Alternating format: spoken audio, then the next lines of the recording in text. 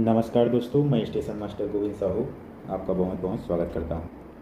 RRB NTPC group D 2026 के लिए हम मैथ्स का प्रैक्टिस सेट कर रहे हैं। चलिए स्टार्ट करते हैं। दोस्तों क्वेश्चन दिया है कि 4 अंकों की सबसे बड़ी संख्या ज्ञात कीजिए जो 15, 18 और 27 से पूर्णतः विभाजित हो। सबसे बड़ी संख्या ज्ञात करना है जो इन तीनों से विभाजित हो। तो पहले तो हम इन तीनों का एलसीएम निकालेंगे। हम इन तीनों का एलसीएम देखते हैं पहले।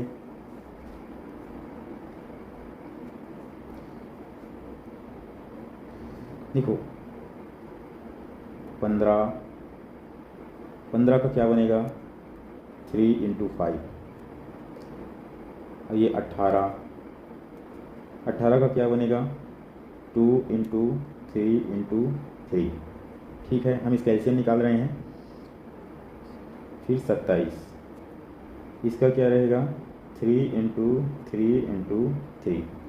तो एलसीएम निकालने के लिए हम इन तीनों में जो कॉमन है उसको बस नहीं लेंगे, बाकी सबको लेंगे। तो क्या बनेगा 5, इसमें से आ गया 5, दूसरे में से आ गया 2 और 3, और तीसरे में से आ गया 3 और 3। इसका एलसीएम बन रहा है 270।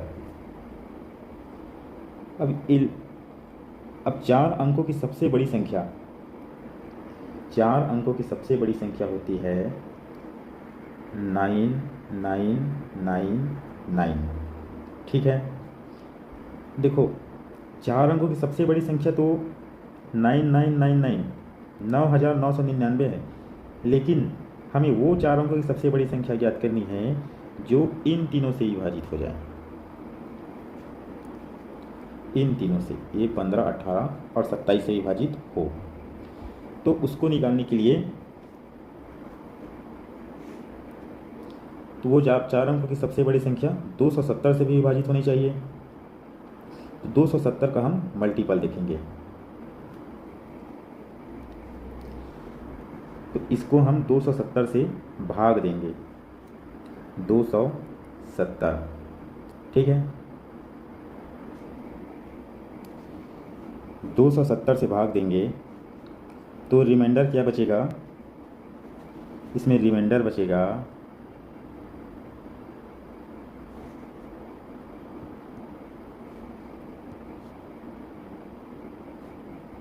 9। रिमाइंडर 9 बच गया। तो इसी 9 को हम इससे हटाना है। 9999 से 9 को हटा देंगे तो जो संख्या बचेगा 9990, इसमें पूर्णतया भाग चला जाएगा। ठीक है, तो यही सबसे बड़ी संख्या है, यही सबसे बड़ी संख्या है, हमारा आंसर होगा। 4 अंकों की सबसे बड़ी संख्या जो 15, 18 और 27 से पूर्णतः विभाजित हो। हमारा आंसर होगा सी। सेकेंड क्वेश्चन देखते हैं। दरअसल ये किसी क्वेश्चन पेपर का मैथमेटिक्स का पार्ट है जिसमें मैथमेटिक्स स्टार्ट है 61 से 80 तक। तो उसको मैंने लिया है, ये प्रीवियस ईयर क्वेश्चन है एनटीपीसी का। देखिए, एक दुकानदार एक वस्तु को 8% की हानि पर बेचता है।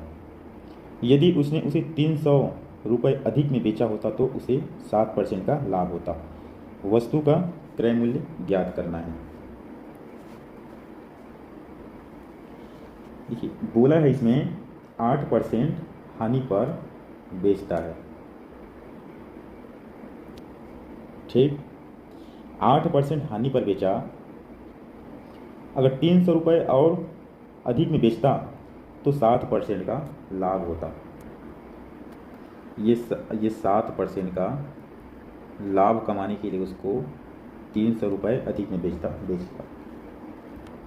तो ये हम कह सकते हैं क्या, ये 8% और 7%, मतलब ये जो 15% है वही 300 है। ठीक है, यही तो होगा। 8% हानि है और 7% लाभ है। तो इन दोनों की जो बीच में डिफरेंस है वो तो 15% है, और यही 15% होगा 300 के बराबर। तो 100% कितना होगा, क्या पूछा है, वस्तु का कॉस्ट प्राइस पूछा है, 100% पूछा है। कॉस्ट प्राइस ही तो 100% होता है। तो 2000 होगा। ठीक है। नेक्स्ट क्वेश्चन है, 150 मीटर लंबी एक ट्रेन एक खंभे को 15 सेकंड में पार करती है। ठीक है।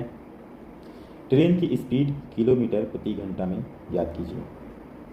तो जब कोई ट्रेन किसी खंभे या स्थिर बिंदु को पार करती है तो वह स्वयं की लंबाई के बराबर दूरी तय करती है। उसकी जो खुद की लंबाई होगी वो किसी बिंदु को जब पार करती है, तब जब उसकी खुद की लंबाई है उसी को पार करेगी, उतना ही हम डिस्टेंस मानेंगे जो दूरी तय करती है। तो डिस्टेंस क्या हो गया इसका,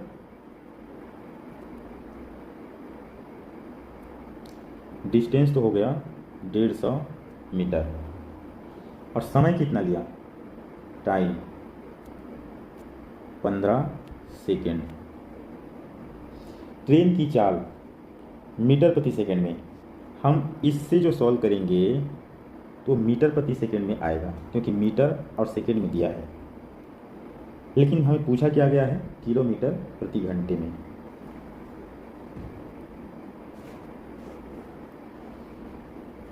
तो हम देखते हैं कि ट्रेन की जो चाल है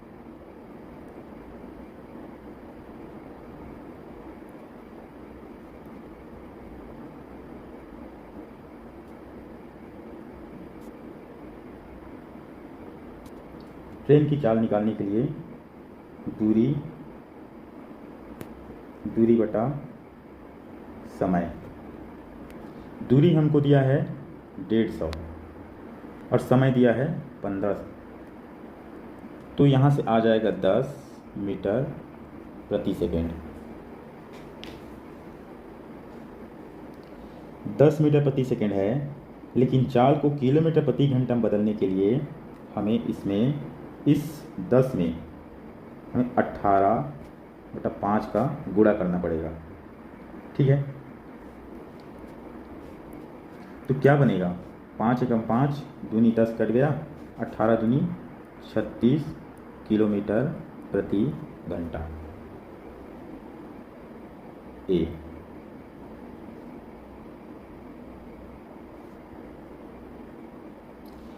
नेक्स्ट क्वेश्चन है, 60 लीटर के एक मिश्रण में दूध और पानी का अनुपात 2:1 है।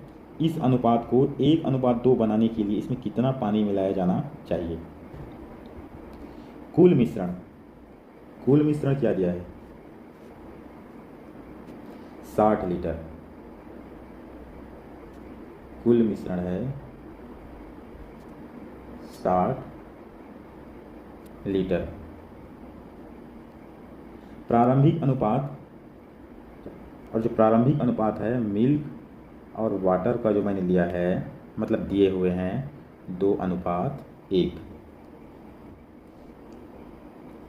दूध की मात्रा कितनी है इसमें, देखो दूध की मात्रा इसमें हो जाएगी 60, तो मिल्क हो जाएगा 60, 2/3 40 लीटर है।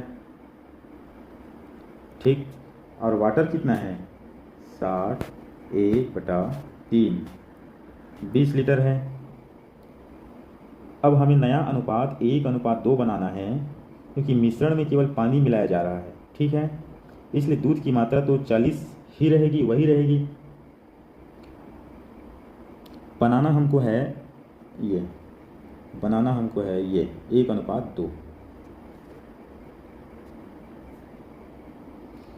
तो 1:, अगर 40 मानेंगे, नया अनुपात लिख देते हैं,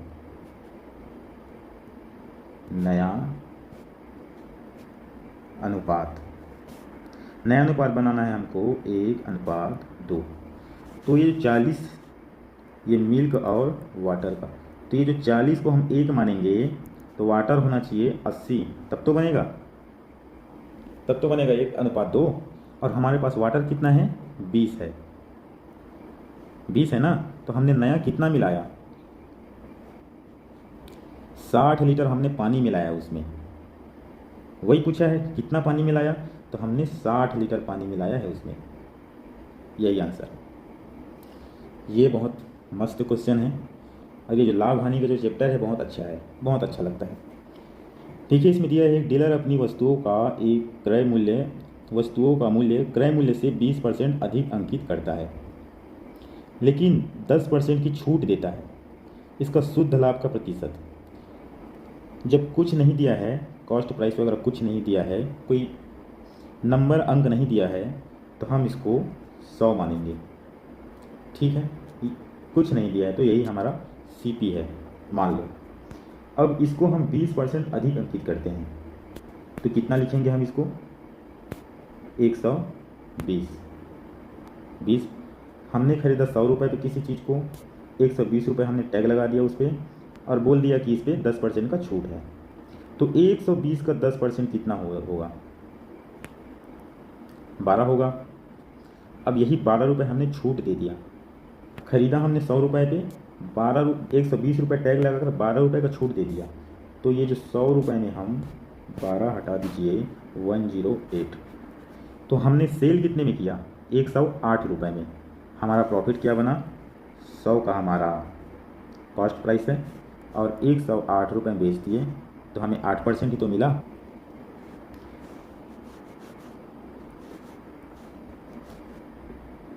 आठ बट्टी 100 इंटू 100, ये जो 8% का जो प्रॉफिट है, यही हमारा शुद्ध लाभ है।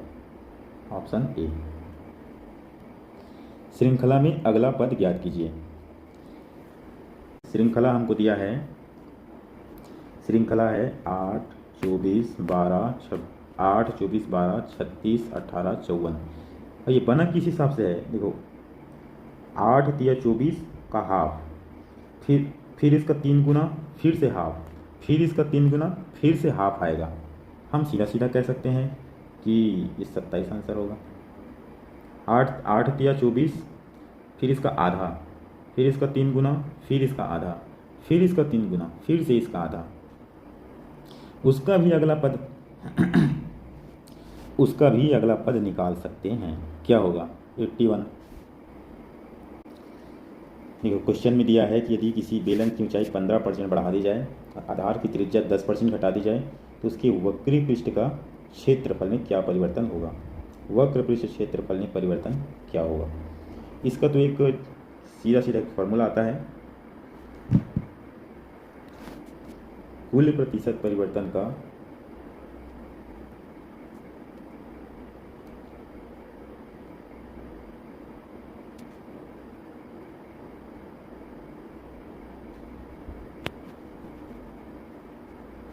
टोटल परसेंटेज चेंज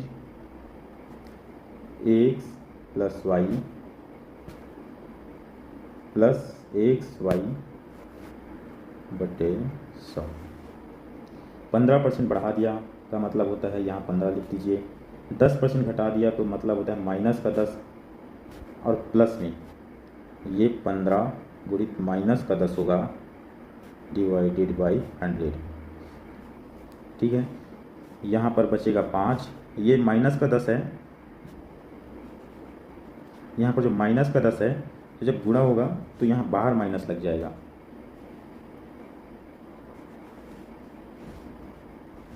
तो क्या होगा? ये माइनस, इन दोनों को सॉल्व करने से 5 आया। अब माइनस का कितना होगा? 150, 100 बचा क्या इधर? 5 माइनस 1.5। 5 में से 1.5 को घटा दीजिए, 3.5, जो कि पॉजिटिव है, मतलब परसेंटेज चेंज में वृद्धि हुआ है, 3.5%। Option A. ये एक बहुत सुंदर सा और मस्त मज़ेदार क्वेश्चन है। परीक्षा में कुल छात्रों में से 35% हिंदी में फेल हुए और 45 अंग्रेजी में फेल हुए और 20% दोनों विषयों में फेल हुए। फेल हुए उन छात्रों का प्रतिशत क्या है जो दोनों विषयों में फेल हुए? उन छात्रों का प्रतिशत क्या है जो दोनों विषयों में पास हुए? देखो,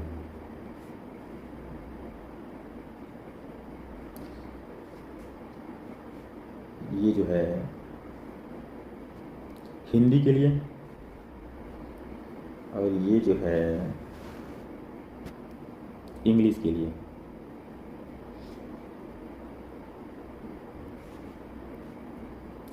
35 हिंदी में फेल हुए, तो ये जो जितना ग्रीन एरिया है ना वो पूरा 35 है, ठीक है।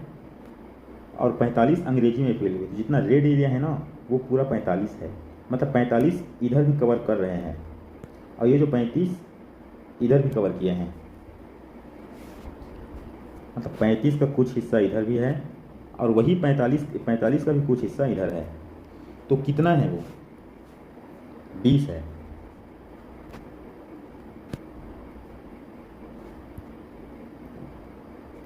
तो ये जो एरिया है वो 20 है, ठीक। 20% दोनों में फेल हुए, तो ये जो 20-45 का भी फेल हुआ, 20-35 का भी फेल हुआ, तो टोटल फेल कितने हुए? 35 प्लस 45 तो फेल हो गया, ये माइनस हम इसको 20 करेंगे, बचेगा क्या? 60। टोटल 60 फेल हुए। माइनस 20 क्यों किए? क्योंकि ये जो 20 इधर भी एक बार काउंट हो गया, 20 इधर भी एक बार काउंट हो गया, तो हम 2 बार काउंट नहीं करना है, हमें एक ही बार लेना है 20 को। 35 45, तो वही जो 20 लोग इसमें भी हैं, जो 20 छात्र फेल हुए हैं वो इसमें भी हैं और इसमें भी हैं, दोनों में है 20, तो हम एक ही बार ना लेंगे। तो टोटल फेल कितना हुए? 60। तो पास क्या हुआ? 40। इसका एक फार्मूला बैठाते हैं। देखो, नंबर वो लेना है हमको जो हिंदी में है और इंग्लिश में है, ठीक। तो इसको हम लेंगे कैसे? Number Hindi plus number English minus number वो घटा देना है जो हिंदी और इंग्लिश में कॉमन है। ए का वेतन बी के वेतन का 40% है और बी का वेतन सी के वेतन का 25% है और सी के वेतन का कितना प्रतिशत ए का वेतन है? देखो, इसको हम आसान बनाने के लिए अंत से शुरू करते हैं और सी का वेतन मान लेते हैं। सी का वेतन है 100, तब बी का वेतन सी के वेतन का 25%, यानी अब बी का वेतन निकालेंगे तो ये 100 का 25% होगा, कितना आएगा? 25 ही आएगा। ए का वेतन बी के वेतन का 40% है, अब ए का निकालिए। बी के वेतन का 40% है, मतलब 25 तो इसका खुद का है, इसका 40% हो जाएगा।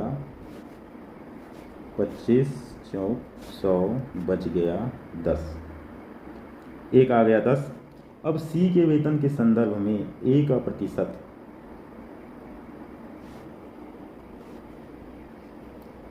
सी के वेतन का कितना प्रतिशत ए का वेतन बोला है, तो सी के वेतन के संदर्भ में हम ए का प्रतिशत निकालेंगे 10/100 इंटू 100, ये हो जाएगा ए का वेतन, ये है सी का वेतन जो कि हमको मिल रहा है 10%, ऑप्शन सी। साधारण ब्याज, साधारण ब्याज का एक सूत्र होता है SI बराबर प्रिंसिपल रेट इंटू टाइम, नीचे आ जाएगा 100। यहाँ SI क्या दिया है? 2250, 2250। R क्या दिया है? यहाँ R क्या दिया है? 7.5। T क्या दिया है? 3 वर्ष। P हमको निकालना है।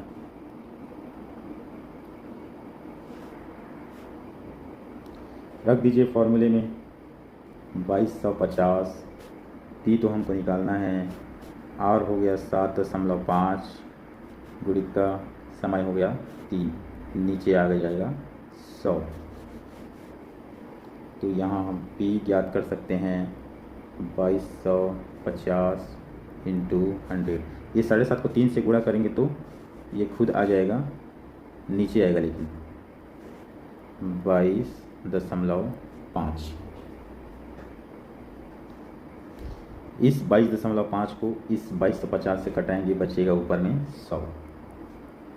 10 1000, ऑप्शन बी।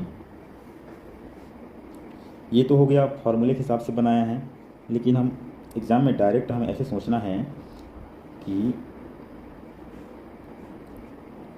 देखो 7.5 एक साल का हो गया, तो 3 साल का कितना हो गया, 22.5%।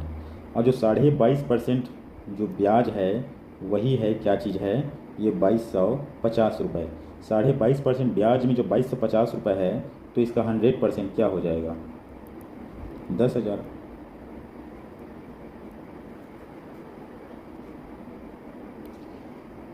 देखो किसका 5% है, 6.95। देखो मान लो हम कोई संख्या मान लेते हैं जो x है, उसी का हम 5% निकालते हैं, ठीक है। इसको हम फीस के रूप में लिखेंगे, ये 5/100 बराबर हमको मिल दिया हुआ है पहले से 6.95।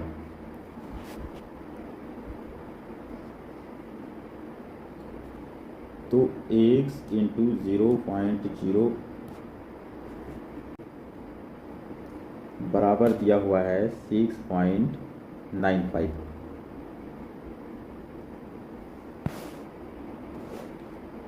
x बराबर 6.95, 0.05। 2 अंकों के बाद दशमलव है यहाँ पर, यहाँ 2 अंकों के बाद दशमलव है, यहाँ भी 2 अंकों के बाद दशमलव है। दशमलव पूरी तरह से हट जाएगा, तो क्या बचेगा, 695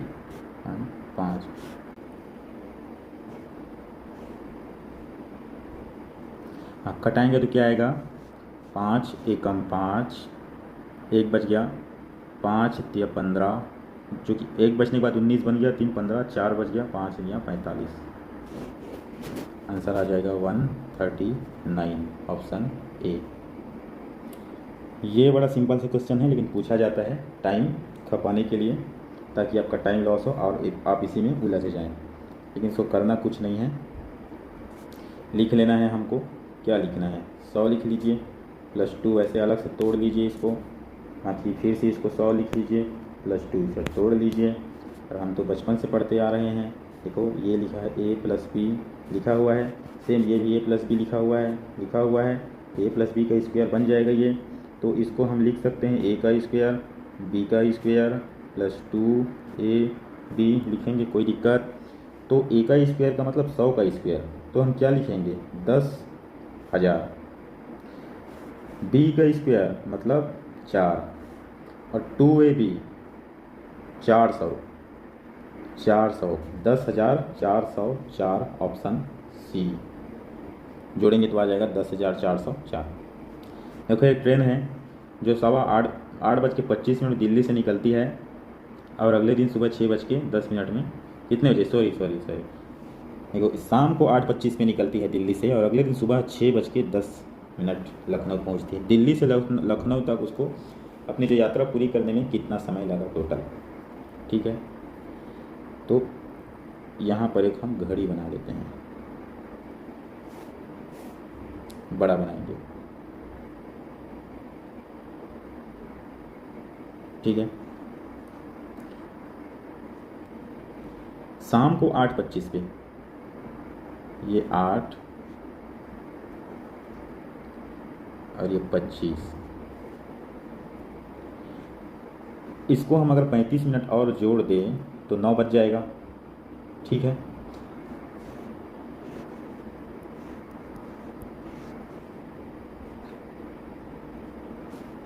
ये जो 8:25 है, हम 35 मिनट और जोड़ देंगे तो 9 बज जाएगा, ठीक है। ये जो 9 बजे से लेकर सुबह 6 बजे तक 9 घंटा हो रहा है, ये मिनट में है, ये घंटा हो रहा है, ठीक है।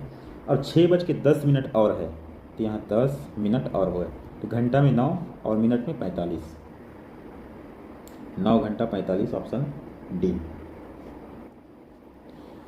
श्रृंखला में अगला संख्या ज्ञात करने के लिए इस 2 को इस 2 से जोड़ दीजिए, अगला मिल गया।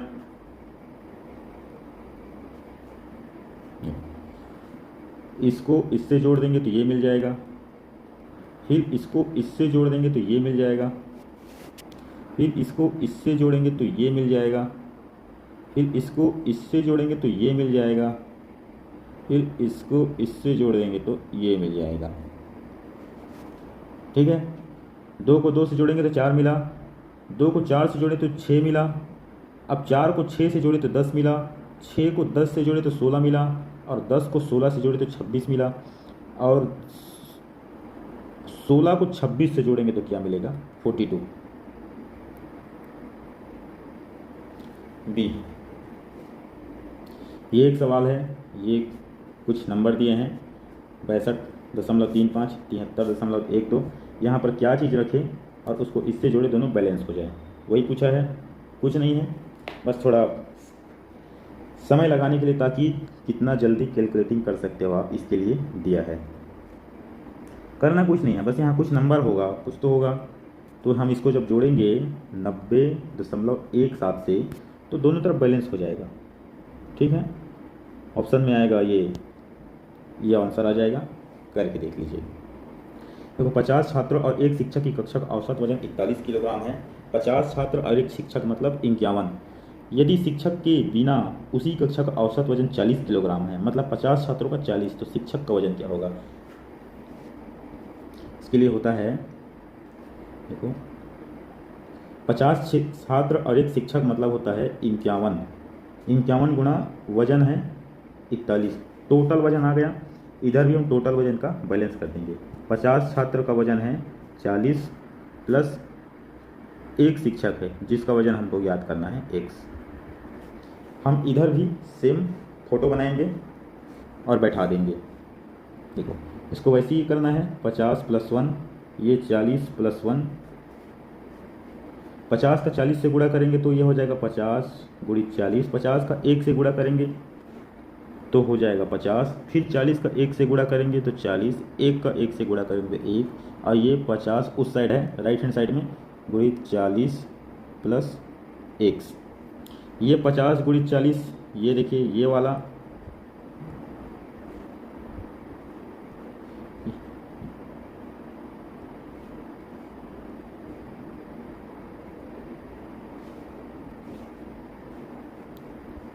ये 50 और 40 लेफ्ट हैंड साइड का, और राइट हैंड का ये वाला 50 और 40 बैलेंस हो गया।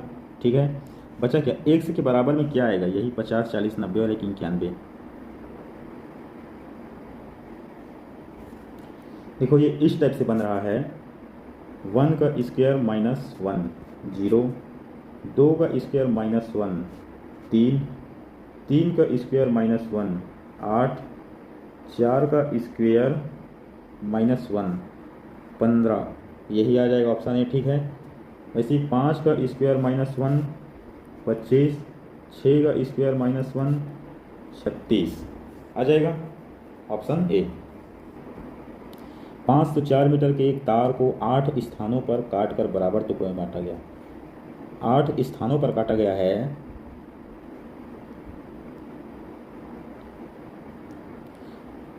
8 स्थानों पर काटा गया है, तो कितना? 9 टुकड़ा बनेगा ना। ठीक, तो उस तार के प्रत्येक टुकड़े की लंबाई क्या होगी?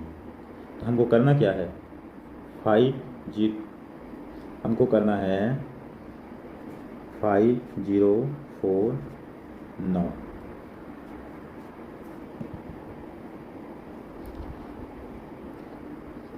कितना आ जाएगा? 56, 9 पंचे 45, 5 बच गया इधर, 5 बचा, 54 बन गया, 9 छक्के 54, 56, ऑप्शन डी। एक 35 मीटर 25 मीटर के आयताकार बगीचे के अंदर सभी किनारों पर 2.5 मीटर चौड़ी सड़क है। उस आंतरिक बगीचे की क्षेत्रफल कितना होगा?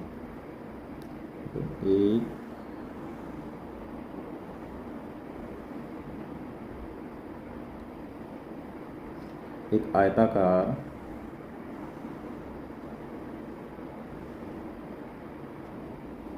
ये जो है ये 2.5 है, यहाँ से चौड़ाई, ये भी होगा 2.5, इसकी जो चौड़ाई है ये भी होगा 2.5, ठीक, और ये भी होगा 2.5।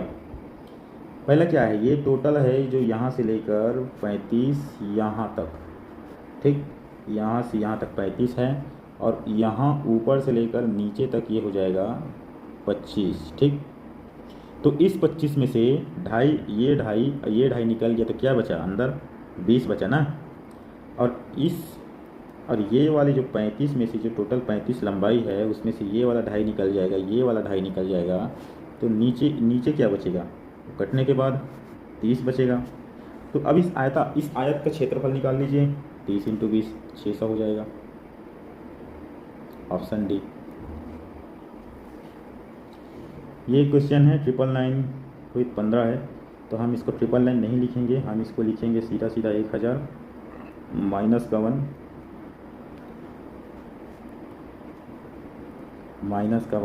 गुणित का हम 15 लिखेंगे। तो 15,000 तो वैसे ही आ जाएगा। ठीक है, माइनस का 15 तो क्या लिखेंगे? 14,985 सी।